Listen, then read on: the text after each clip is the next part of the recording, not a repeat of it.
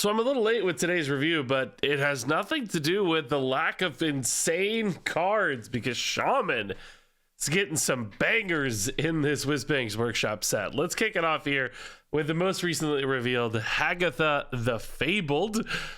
Cool callback to Hagatha here. She is a 5-mana 4/4 battle cry. Draw 2 spells that cost 5 or more, and then transform them into slimes that cast the spells. You can see here the Fairy Tale Slime that's going to cast one of those big spells. And we've got some new big spells in the pool we'll go ahead and take a look at so you can see the kind of stuff we're dealing with. That includes Once Upon a Time. So this is just a way to summon potentially a really big board. You've also got Wish Upon a Star. This gives +2/+3 to all minions in your hand, deck, and battlefield. And then Shaman also has some older spells too that are still in the pool, like Pack the House. Summon a random 6, 5, 4, and 3 cost minion. This is probably a better way to build a board than that other one. So some potentially huge payoffs here for Hagatha. So you get all these big spells, and the way the slime is going to work apparently is it's going to scale its cost and stats to the cost of the spell. So if you get like a 7-mana spell, you're going to have a 7-mana 7/7 that casts that spell. So although you don't get to mana cheat the spell, you do get a couple things. You get a bonus, like big body on top of the spell, right? You put it on a stick that is, sufficiently sized to match the cost, which is a good bonus actually. Like instead of just getting, a pile of like 3/3 averages for that 6 cost spell, you're going to get a bonus 6/6 on it. So it's like a 6/6 and a bunch of potential 3/3 range cards. And then, you're getting a +2/3 buff to everything, but also a 7/7. So you're kind of getting like a 9/10 immediately, and that buff to any other stuff on board or hand and deck. And on top of that, we're going to talk about another synergy that matters because these are battle cries, and we've got this guy. This is Shutter Block, and pretty crazy again. 6-mana 5/5 miniaturize battle cry. Your next battle cry triggers 3 times but can't damage the enemy hero. And then of course you got the 1-mana version of that as well. Keep in mind the Fairy Tale Slime is a battle cry, so you can have a Shutter Block played, making the Fairy Tale Slime go off 3 times, which of course can hit that 2/3 buff that buffs everything. That means your board gets buffed +6 attack, +9 health, and then everything else does as well. So you can actually do that like multiple times with Shutter Block #1 and the mini version of Shutter Block. So there's some potential like crazy chaining happening here that could not only pay off with like big stats and boards like that, but could also, do plenty of other things. There are obviously so many great potential battle cries for Shutter Block here. Now, notably, the can't damage the enemy hero. Still a little shaky, even though I'm like an hour late to this. Still a little shaky on how exactly that works, but basically don't plan on using this to kill the opponent. Although it does sound like there are some ways around that still, like ways to give yourself attack or damage or something and then attack the enemy hero so the battle cry is not doing it directly. But for the most part, no like direct damage sailing to face off this. But nonetheless, a lot of great battle cries that could do some really, really crazy, silly things. I mean, just as an example, right? Like, I don't even know if this is good, but Inza, for the rest of the game, your overload cards cost 1 less. Well, with Shutter Block, your overload cards cost 3 less, which makes a lot of them free, which means like combos and stuff open up. There's just so many crazy examples on how nuts this can go, whether it's value-based, tempo-based, still kind of lethal based if you work around it a little bit sometimes. Just so much stuff you can do that's crazy off the Shutter Block. Now again, a fairly high upfront cost on this at 6 mana, but it's still gonna be worth it. This is not something that's in this turn, so you can bake it into the future turn. It's just your next battle cry. So yeah, you might take it down turn 6, but you could have like an insane turn 7 where you play one battle cry you like, then you play the Shutter Block and another battle cry you like, and it's just you're off to the races doing crazy stuff. That might often be Hagatha, might often not. These are kind of perfect for Reno decks, but could also frankly build around their own packages and game plans as well. So they both just look like they have crazy potential to me. Hagatha, whether it's that stat thing or not, I don't know. It could be, honestly. I think there's just, that's maybe consistently big enough stats, just fast enough. If you're like doing that on turn 6, for instance, that's about the window for that. You know, we've talked about a lot of these cards coming down on 6, 7, 8 being too late. That might be big enough stats just early enough to overwhelm people.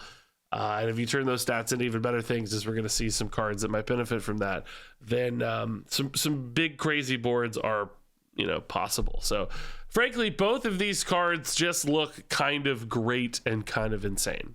So let's talk about one of these cards that could really benefit from all this. This is Shining Sentinel, and who's 7 mana, 3/7 elemental. He's got Taunt, he's got Elusive, which of course, as a reminder, is can't be targeted by spells or hero powers. That has finally been keyworded. And Battlecry, summon a copy of this. So obviously with the triple Battlecries, that's a lot of copies here of your Shining Sentinel, or well, not a lot, but you know, no, you get yourself a really nice elusive board. And on top of that, if you go for that buff where these are getting, you know, +2, +3, maybe multiple times, like we talked about, +6, +9. Of course, 2 can't be targeted giant threats like this is scary. Obviously, there is still, you know, universal removal that can work around these sorts of things, the Renos, the Twisting Nethers, etc. of the world, where you don't need to target them. But some decks might feel stuck and shut out by those taunts, particularly aggro decks that just don't have that big universal removal, might be completely locked out of the game by these sort of elusive taunts. So, you know, I don't think you'd ever want to make this your entire game plan for some kind of Battlecry Hagatha style deck. But could you throw one of these in there as an out, as a way to pay off some of these stat buffs, as just a defensive wall in a pinch? Yeah, because sometimes even at just 7 mana, 2, 3, 7 elusives is probably going to feel okay in some board states. It's going to feel necessary to just try to build that wall defensively and hope for the best. And maybe it gets there, maybe it doesn't. Especially like a Reno deck, you're just trying to fill out a list. We've only got 4 sets in the meta as we head into rotation. This is the kind of card that probably makes the cut a lot in those scenarios. So another Battlecry card to pay all this off is the Sand Art Elemental. And this one in particular is kind of how we talked about with Shutter Block, how there might be ways to do lethals without really doing lethals. Because this is a 4 mana 4/4 miniaturized Battlecry. Give your hero +1 attack and Wind Fury this turn. So if you're able to triple this effect, particularly on a really cheap one on the mini version here, you give yourself +3 attack instead of just +1 attack, which, you know, isn't like crazy. Let's be real, right? It's just still +3 attack. But when combined with Wind Fury, every little bit starts to add up. If you have other ways to buff your attack, there's stuff like Turn the Tides, for instance, in the game, then the difference between, you know, that extra +2 basically from a Shutter Block versus not could be the difference in lethal. So there are still ways for him to contribute to killing the opponent, even like we said, if it's not, you know, perfectly direct. But outside of that, I actually think this card does present some cool stuff. Like, yes, in a pinch, sometimes this will just be lethals. I know from duels just how scary +1 attack and Wind Fury can be when combined with any sort of attack buffing options, when combined with weapons, and that exists. There's like Doc Holiday already in Shaman. This could be a great way to just cheat out some of those bigger frogs faster. But there's also just attack buffs, like we talked about with Turn the Tides, right? That's there, it's already exists. Very easily could get +6 off that. Another +1 here off the Sand Art Elemental. That's 7 in Wind Fury. That's 14 damage without really asking all that much. Any other attack buffs along the way get really spooky really fast. So, you know, this is one of those cards that may not really make sense just yet, depending on, you know, damage breakpoints that are required on average, like how soft can you make the opponent's health total and use this as a finisher versus not, how many attack buffs exist in standard at a given stage, right? Is there going to be new ones printed and so on? Some things could certainly cause this card to ebb and flow. I'm looking to see if there's any other attack buffs. I didn't remember any, but I'm just double checking that are currently going to be in standard. I don't know for sure, but anyway, you know, it's got the potential to go up and down basically. And when it does go up, it's got like a potential to be really, really crazy and scary. And just some nice Battlecry synergies as well. But ultimately 1 mana to give yourself Wind Fury feels like it's going to have that threatening nature that kind of always exists and makes this card a bit of a threat. So next appears the Fairy Tale Forest, a new 3-mana location, draw a battlecry minion. It costs 1 less, and there are 2 durability on this, so going to get 2 draws out of this and a couple points of discount as well, which, while delayed, I think could still really be worth it. Particularly, we're seeing a lot of these kind of power bands of this package happening around turn 5, turn 6, turn 7 sort of stuff. So setting this up on 3, you get to hit it again on turn 5. That's actually soon enough. Getting some of those cheaper battle cries could help you, weave things into some shutter blocks more easily, and so on. Could hit shutter block or Hagatha. Those could actually be. This could be a way to consistently find those more often. So this just makes sense to me. And cheating things into play at 1 less cost too doesn't ever hurt. So a little slow for card draw in some ways, but we've seen some card draw locations work really nicely in Priest in particular. And this feels similar and probably fills in a bit of a card draw gap too for Shaman, which is nice. All right, so let's go back and talk about some of these spells. We got Once Upon a Time, 6-mana nature spell, summon a random 3-cost beast, dragon, elemental, and murloc. So you're getting a little menagerie board here out of this, which I don't think is relevant today. There's obviously some little synergies for like murlocs and stuff where this could probably help a bit technically, but there could be specifically menagerie synergies that do pop up for this later, for every minion type you have on board sort of stuff. Or Once Upon a Time games an additional edge. I think most of the time, though, this is really just going to be, summon 4 3/3s for 6 mana, which isn't as exciting, certainly in this era of Hearthstone. I think that's a bit harder to keep up with. Also, the fact that these are 3 costs does have implications for stuff like evolve effects. So they're not going to be like huge if you try to evolve these, for instance, which, again, could be a bit of a downside. The fact that they are minion typed does help the consistency a little bit because there aren't probably that many 3-cost, beasts or dragons of any given set, which does mean you might be more likely to get some positive effects than if you just had a bunch of like neutral cards in the mix, for instance. You're probably less likely to get some good effects out of that. I'm trying to see if there's any like, absolute home runs that exist in the 3-drop, like, Dragon Pool or whatever currently in standard that you're like, yes, I got the awesome card, like, Razor Scale, for instance, is in there. Cards can't cost less than 2. Could be bad, could be good, depending. It's just, who knows, might be a bad thing. But a lot of battle cries, it seems like in particular, are going to make some of these just vanilla 3/3s more or less. But, there's stuff like this, whenever this attacks, get a coin, there's some upsides here and there, so probably slightly better than vanilla on average, which is cool. Beasts in particular at the 3-drop spot seem to have a lot of like death rattles and upsides and such. So regardless, the takeaway is above average quality for these minions, but ultimately still just a pile of 3/3s at 6 mana, which I don't think you feel good about playing, honestly. As you're cheating this into play, maybe it feels a little bit better. Maybe there's some synergies to get this out faster, like the Hagatha stuff, or otherwise, I think it's going to require help, basically, to make this feel really worth it. And I think it's really a similar story for Wish Upon a Star as well. 7-mana arcane spell here for Shaman. Give +2/+3 to all minions in your hand, deck, and battlefield. And that is a really expensive buff when you look at it, just as a vanilla play here for 7 mana. It's going to be really hard to make that feel worth it. We've talked about this in previous reviews a lot, but stats for stats' sake that late into the game have to be crazily scaled in order to be worth it. We talk about like Lorthamar, doubling stats is so insane. Maybe that's worth it for that kind of expense. But even in Lorthamar's example, you're getting a 7/7 as well at the same time while scaling stats. Now, this does affect board and hand, right? So it has some extra benefits. And yeah, of course, if you have a board and the ability to spend 7 mana on this, it becomes a Savage Roar lethal sort of card.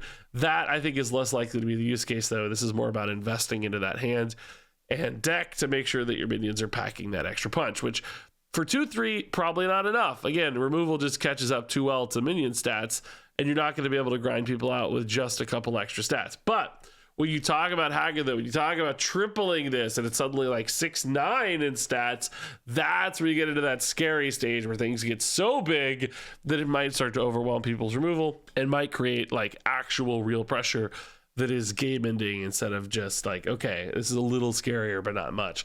So it's really, again, that this probably needs help. This probably either has to be cheated into play early to feel worth it from a stat standpoint, or just be multiplied so many times, like we see with Hagatha spells, that it becomes worth it then instead. So that's it. It might still get played. It might feel really good because of that, because you have the ways to cheat this. That might be what is required and makes this absolutely worth it. But otherwise, I do worry this feels a little bit too slow and too honest on its own. So next up, we have Baking Soda Volcano, a 4-mana fire spell. This one's got lifesteal and deal 10 damage, randomly split among all minions with an overload of 1. And yeah, this is awesome, right? We think this is a pretty good removal spell. I do anyway. We have Volcano of Old kind of worked because, you know, if you're behind, if you're playing defensively, you're playing a control deck, you're not hitting your stuff. So this is often just deal 10 to the opponent's board. And the fact that you're gaining 10 life potentially as well off of this is actually a really nice stabilizing tool. Sometimes you'll just happily use it to gain 0 life, you know, just, oh man, I just got to clear up their board. This is a good math. I'm going to take it. Other times the gaining 10 is going to feel amazing when this has to be used later in the game, even if it's not a perfect removal card. Sure. And then on occasion, you might even use it on your own stuff just because you desperately need some life steal and you want to gain some life. So yeah, I think this actually just looks like a really good control tool for Shaman, which Reno decks could use, various other lists might be able to use in a pinch as well. And then finally here we have the Pop-Up Book, a 1-mana nature spell, deals 2 damage, and summons 2 0/1 frogs with Taunt. And yeah, cards like this, totally fine. I think this is going to be a pretty solid option. Sometimes you just need reach, you need damage, you need small, efficient damage output cards. Whether that's like for spell damage, for combo setups, whatever it is, this could be there. But in a pinch too early in a game, this is not a bad removal card. You just use this on your opponent's tutu, get a couple taunts, slow them down. You know, oh god, I gotta hit through these stupid taunts. I'm missing 3 damage, I'm missing 4 damage, whatever it is. Early in a game, this could make a pretty big difference at allowing you to stabilize if you're a slower deck. So it's got that end game utility, like, oh hey, I'm just gonna use this to push for those couple extra points of damage for lethal, and it's got that early game utility as removal plus like defensive board. It's not much in that instance, but it might be just enough to get you going early in the game and get the gears turning before you start to stabilize later on as a control deck. So I like this nice little flexible tool for sure. That said, let's do some quick reviews. Hagatha the Fabled is a 4-star card. Shutterblock is a 5-star card. Once Upon a Time is a 3-star card. Wish Upon a Star is a 3-star card. Shining Sentinel is a 3-star card. Sand Arts Elemental is a 4-star card. Fairy Tale Forest is a 4-star card. Baking Soda Volcano is a 4-star card. Pop-Up Book is a 4-star card. Yeah, there you go. Pretty crazy Shaman set, I think. A lot of scary potential for this one. Maybe some questions about how all this stuff pieces together in a cohesive deck, but the cards just seem to have that unique, independent potential that makes them feel pretty scary good. So curious to hear your thoughts on these in the comments below. Thanks much for watching, and until next time, game on.